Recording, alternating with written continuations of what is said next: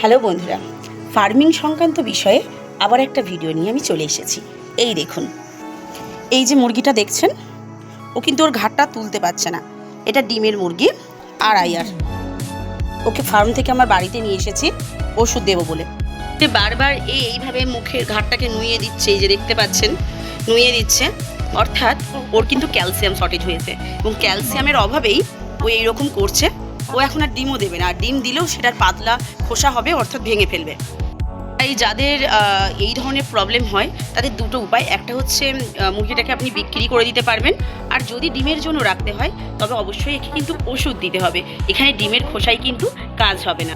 আর এর জন্য আমি যে ওষুধটা ব্যবহার করে থাকি সেটা আপনাদের দেখাচ্ছি। আমার ফার্মে আমি এই ওষুধটাই ব্যবহার করে থাকি বন্ধুরা। আর এটা ব্যবহার করলে কিন্তু ডিমের সাইজও খুব ভালো হয় এবং ডিম ভাঙে না মুরগি। এইভাবেই বন্ধুরা 3 দিন পর্যন্ত আমি ওই পাউডারটা ওকে খাওয়াতে থাকবো।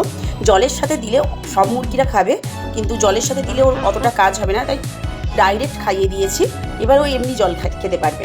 আর এইভাবে 3 দিন দেওয়ার পর ও কিন্তু আবার ডিম দেবে। তো তখন আপনাদের দেখাবো। টাটা।